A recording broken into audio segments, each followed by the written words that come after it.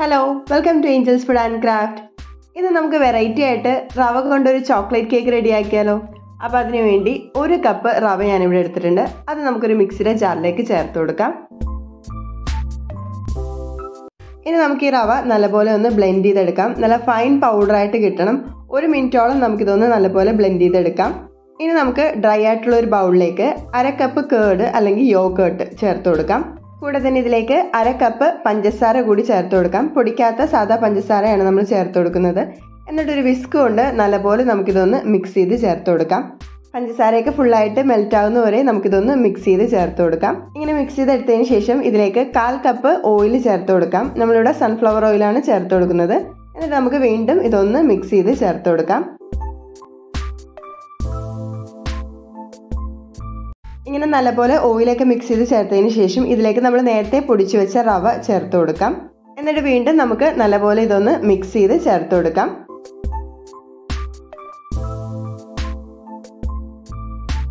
ഇങ്ങനെ നല്ലപോലെ ഫുള്ളായിട്ട് മിക്സ് ചെയ്ത് ചേർത്തതിന് ശേഷം നമുക്കിതൊന്ന് മൂടി മാറ്റി വെക്കാം. ഒരു 10 മിനിറ്റ് നമുക്കിതൊന്ന് മൂടി മാറ്റി വെക്കാം.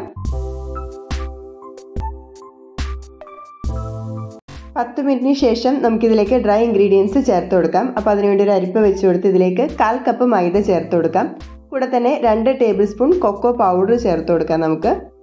ഒപ്പം തന്നെ നമുക്കിതിലേക്ക് 1 ടീസ്പൂൺ ബേക്കിംഗ് പൗഡറും 1/4 ടീസ്പൂൺ ബേക്കിംഗ് സോഡ കൂടി ചേർത്ത് കൊടുക്കാം. കൂടെ തന്നെ 1 നുള്ളു ഉപ്പ് കൂടി നമുക്കിതിലേക്ക് ചേർത്ത് കൊടുക്കാം. എന്നിട്ട് നമുക്കിതൊന്ന് അരിച്ച് ചേർത്ത് കൊടുക്കാം.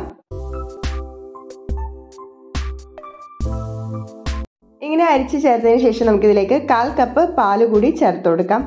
ലാസ്റ്റായിട്ട് 1 ടീസ്പൂൺ വാനില എസൻസ് കൂടി ചേർത്ത് കൊടുത്ത് നമുക്ക് നല്ലപോലെ ഇതൊന്ന് മിക്സ് ചെയ്ത് ചേർത്ത് കൊടുക്കാം. ഈ സമയത്ത് നമ്മൾ മിക്സ് ചെയ്ത് ചേർക്കുമ്പോൾ നമ്മുടെ റവയുടെ മിക്സ് കുറച്ചൊരു കട്ടിയായിട്ടായിരിക്കും ഇരിക്കുന്നത്. അപ്പോൾ അതൊന്ന് നല്ലപോലെ ഒന്ന് നമുക്ക് മിക്സ് ചെയ്ത് ചേർത്ത് കൊടുക്കാം. ഇപ്പോൾ ഒരു സ്പാറ്റുല വെച്ച് നമ്മൾ ലാസ്റ്റ് നല്ലപോലെ ഒന്ന് മിക്സ് ചെയ്ത് ചേർത്തെടുത്തിട്ടുണ്ട്.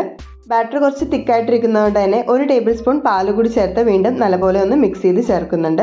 തിക്കായിട്ട് തോന്നുകയാണെങ്കിൽ ഇതേപോലെ പാല് ചേർത്ത് കൊടുത്താൽ മതിയാകും. ഈ ഒരു കൺസിസ്റ്റൻസിയാണ് നമ്മുടെ കേക്ക് ബാറ്ററിന് വേണ്ടത്. കേക്കിൻ്റെ ടിന്ന് നമ്മൾ ഓയിലൊക്കെ ഒന്ന് തേച്ച് കൊടുത്ത് മൈദ സ്പ്രെഡ് ചെയ്ത് ബാക്കി എക്സസ് ആയിട്ടുള്ള കളഞ്ഞെടുത്തിട്ടുണ്ട്. ഇതിന് പകരമായിട്ട് ബട്ടർ പേപ്പർ വെച്ച് കൊടുത്താലും മതിയാകും. ഇനി നമുക്ക് കേക്കിൻ്റെ ബാറ്റർ ഫുള്ളായിട്ടൊന്ന് ചേർത്ത് കൊടുക്കാം. ഇത് ലെവലാകാനായിട്ടും എയർ ബബിൾസ് ഒക്കെ പോകാനായിട്ടും നല്ലപോലെ ഇതൊന്ന് ടാപ്പ് ചെയ്ത് വെക്കാം. ഇതിൻ്റെ മുകളിലായിട്ട് ഞാൻ കുറച്ച് ചോക്ലേറ്റ് ചിപ്സ് ഇതേപോലെ ചേർത്ത് കൊടുക്കുന്നുണ്ട്. ഓപ്ഷണൽ ആണ്. കേക്ക് റെഡിയാക്കാനായിട്ട് ഗ്യാസ് സ്റ്റോവിലേക്ക് പഴയൊരു ചീനച്ചട്ടി വെച്ചിരുന്നു. 10 മിനിറ്റ് മീഡിയം ഫ്ലെയിമിൽ പ്രീ ഹീറ്റ് ചെയ്ത് വെച്ചതാണ്. ഇതിലേക്ക് നമ്മുടെ കേക്കിൻ്റെ ടിന്ന് ഇതേപോലെ ഒന്ന് വെച്ച് കൊടുക്കാം. സ്റ്റാൻഡ് വെച്ചതിന് ശേഷം അതിൻ്റെ മീതയിലേക്കാണ് നമ്മൾ ഇതേപോലെ കേക്ക് ടിൻ വെച്ച് കൊടുക്കുന്നത്. എന്നിട്ട് നമുക്കിതൊന്ന് മൂടി വെച്ച് ബേക്ക് ചെയ്തെടുക്കാം. മീഡിയം ഫ്ലെയിമിൽ വെച്ച് തന്നെയാണ് നമ്മൾ ഈ കേക്ക് ബേക്ക് ചെയ്തെടുക്കുന്നത്. ഏകദേശം 35 മുതൽ 40 മിനിറ്റ് വരെ എടുക്കും നമ്മുടെ കേക്ക് ബേക്കായി കിട്ടാനായിട്ട്. കറക്റ്റ് 40 മിനിറ്റിൽ നമ്മുടെ കേക്കൊക്കെ ബേക്കായി വന്നിട്ടുണ്ട്. ഇതൊന്ന് ചൂടാറിയതിന് ശേഷം നമുക്ക് ഇതിൻ്റെ സൈഡൊക്കെ ഒന്ന് ഇതേപോലെ കത്തി കൊണ്ടൊന്ന് വിടിയിച്ചെടുക്കാം. ഇങ്ങനെ ചെയ്യുന്നതുകൊണ്ട് തന്നെ നമുക്ക് ഈസി ആയിട്ട് ഈ ഒരു രീതിയിൽ ഡിമോൾഡ് ചെയ്തെടുക്കാനായിട്ട് സാധിക്കും. ബട്ടർ പേപ്പറൊന്നും ഇല്ലാതെ തന്നെ നല്ല അടിപൊളിയായിട്ട് നമ്മുടെ കേക്ക് ഇവിടെ റെഡിയായി വന്നിട്ടുണ്ട്. നമുക്ക് വൈകുന്നേരങ്ങളിലൊക്കെ ചായക്കൊപ്പം ഈസി ആയിട്ടും വെറൈറ്റി ആയിട്ടൊക്കെ എടുക്കാൻ പറ്റിയൊരു കേക്ക് റെസിപ്പി കൂടിയാണിത്. ചോക്ലേറ്റി ഫ്ലേവറുള്ള ടേസ്റ്റ് ആയതുകൊണ്ട് തന്നെ കുട്ടികൾക്കും മുതിർന്നവർക്കൊക്കെ ഒരേപോലെ ഇഷ്ടപ്പെടുന്ന ഒരു ടേസ്റ്റ് തന്നെയാണ്. അതുപോലെ തന്നെ നമുക്ക് സ്നാക്സ് ബോക്സിലൊക്കെ കുട്ടികൾക്കൊക്കെ കൊടുത്തുവിടാൻ പറ്റിയൊരു ഐറ്റം കൂടിയാണ്. കേക്ക് കട്ട് ചെയ്യുമ്പോൾ തന്നെ അറിയാം നല്ല സോഫ്റ്റ് ആയിട്ടുള്ള കേക്കാണെന്ന്.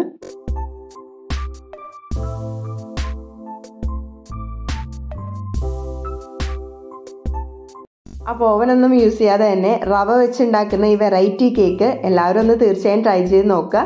അടുത്ത റെസിപ്പി ആയിട്ട് കാണുന്നവരേക്കും ബൈ. Thanks for watching.